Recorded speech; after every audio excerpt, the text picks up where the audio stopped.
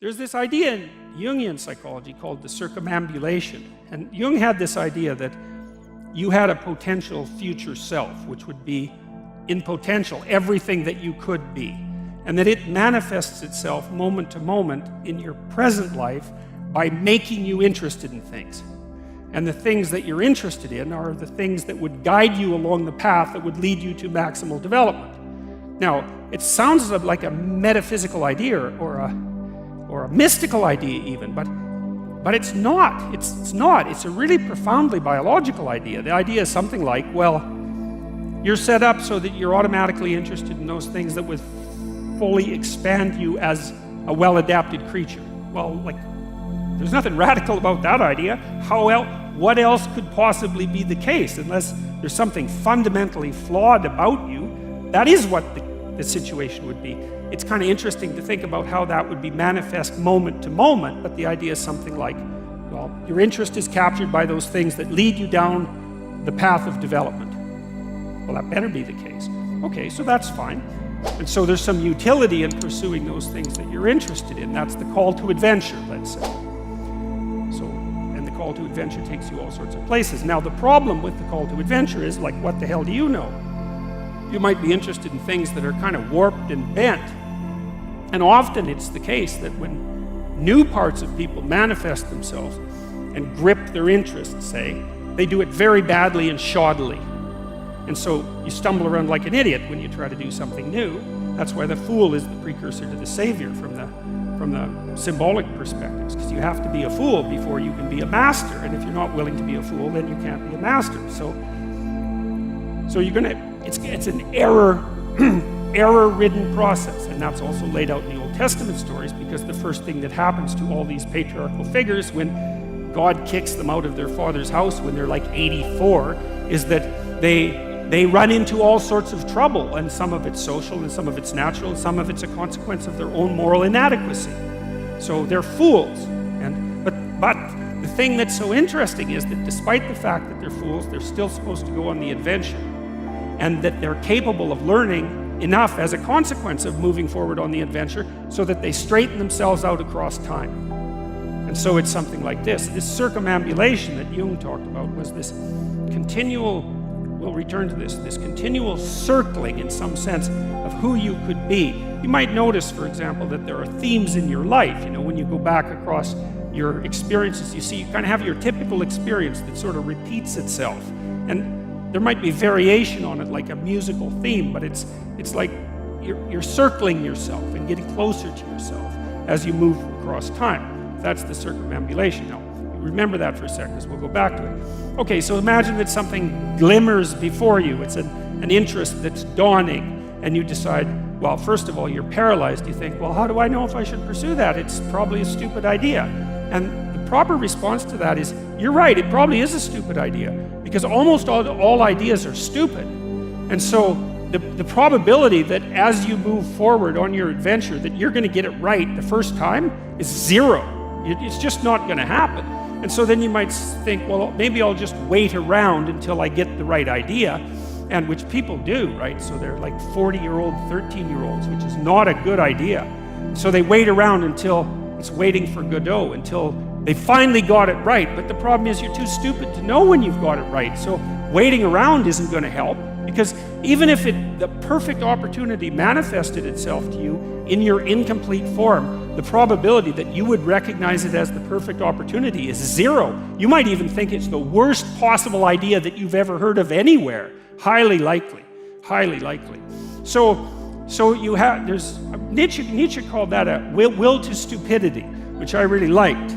So, because he thought of stupidity as being it's you have to take it into account fundamentally and work with it. And so you can take these tentative steps on your pathway to destiny, and you can assume that you're going to do it badly.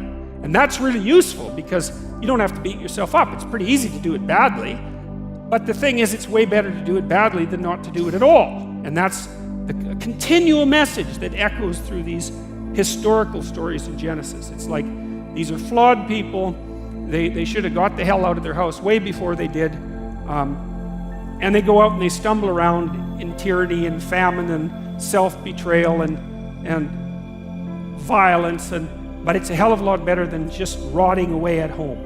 And that's great, so that's good. And so why is that? Well, okay, so you start your path and you think that you're heading, towards your star. And so you go in that direction. And then, because you're here, the world looks a particular way, but then when you move here, the world looks different, and you're different as a consequence of having made that voyage. And so what that means is that now that thing that glimmers in front of you is going to have shifted its location, because you weren't very good at specifying it to begin with, and now that you're a little sharper and more focused than you were, it's going to reveal itself with more accuracy to you.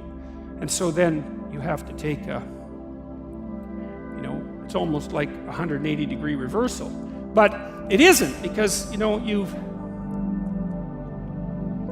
gone this far, and that's a long ways to get that far. But that's a lot farther than you would be if you just stayed where you were, waiting. And so it doesn't matter that you overshoot continually.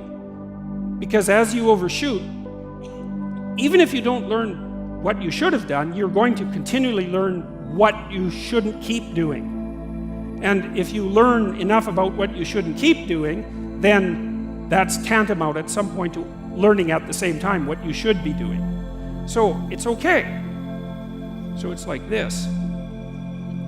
Now, what's cool about it, though, I think, is that as you progress, the degree of overshooting starts to decline, right? And that we know that there's nothing hypothetical about that. As you learn a new skill, like even to play a song on the piano, for example, you overshoot madly. You're making all sorts of mistakes to begin with, and then the mistakes, they disappear. There's a great TED Talk, I think it was, about this guy set up a really advanced computational recording system in his home and recorded every single utterance his young child made while learning to speak. And then he put together the child's attempts to say certain phonemes and put them in a list, and you can hear the child deviating madly to begin with, and then after hundreds and hundreds of repetitions just zeroing right in on the exact phoneme. So, you might not know this, but when kids babble, because they start babbling when they're quite young, they babble every human phoneme, including all sorts of phonemes that adults can't say.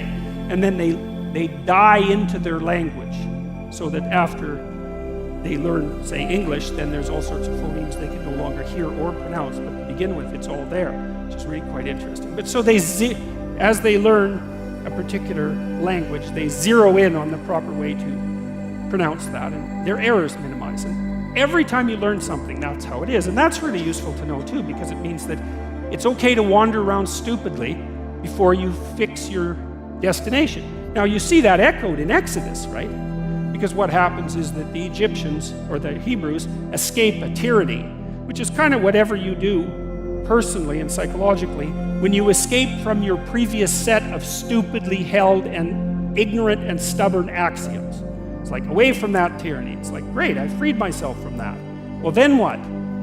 Well, you think, well, now I'm on the way. No, you're not. Now you're in the desert, where you wander around stupidly, and worship the wrong things until you finally organize yourself morally again and head in the proper direction. So that's worth knowing, too, because you think, well, I got rid of a lot of things, excess baggage that I didn't need in my life, and now everything's okay. It's like, no, it's not. You've got rid of a whole set of scaffolds that were keeping you in place, even though they were pathological. Now you have nothing, and nothing actually turns out to be better than something pathological, but you're still stuck with the problem of nothing, and that's exactly why Exodus is structured the way that it is. It's that you escape from a tyranny. It's, hooray, we're no longer slaves. Yeah, well, now you're nihilistic and lost. It's not necessarily an improvement, but it is it's also useful to know that, because you can also be deluded into the idea that, imagine that you're trying to become enlightened, which might mean to turn all those parts of you on that could be turned on. You think, well, that's just a linear pathway uphill. It's just from one success to another. No, it's not. It's like, here you are, and you're not doing too badly, and the first step is a complete bloody catastrophe. It's worse. And then maybe you can pull yourself together, and you hit a new plateau, and then that crumbles and shakes, and bang, it's worse again. And so, because part of the reason that people don't become enlightened is because it's punctuated by intermittent deserts, essentially, by intermittent catastrophes. And if you don't know that, well, then you're basically screwed, because you go ahead on your movement forward and you collapse, and you think, well, that didn't work, I collapsed. It's like, no, that's par for the course. It's not indication that you failed, it's just indication that it's really hard. And that when you learn something, you also unlearn something. And the thing you unlearned is probably useful, and unlearning it actually is painful. You know, let's say if you have to get out of a bad relationship. It's like there isn't any relationship that's 100% bad. And so when you jump out of it, well, maybe you're in better shape, but you're still lonesome and disoriented, and you don't know what your past was, and you don't know what your present is, and you don't know what your future is. That's why people stay with the devil they know instead of, looking for the devil they don't know. So anyways, the fact that you're full of faults doesn't mean you have to stop. And thank God for that. That's a really useful thing. And the fact that you're full of faults doesn't mean that you can't learn. And so you can posit an ideal, and you're going to be wrong about it, but it doesn't matter, because what you're right about is positing the ideal and moving towards it. If the actual ideal isn't conceptualized perfectly, well, first, surprise, surprise, because what are you going to do that's perfect? So it doesn't matter that it's imperfect. It just matters that you do it and that you move forward. So that's really positive news as far as I'm concerned, because you can actually do that, right? You can do it badly. Anyone can do that. So that's useful. Okay, so if you were an efficient person, you would have just done that. But you're not. But who cares? You still end up in the same place. And maybe the trip is even more interesting. Who knows? Probably too interesting.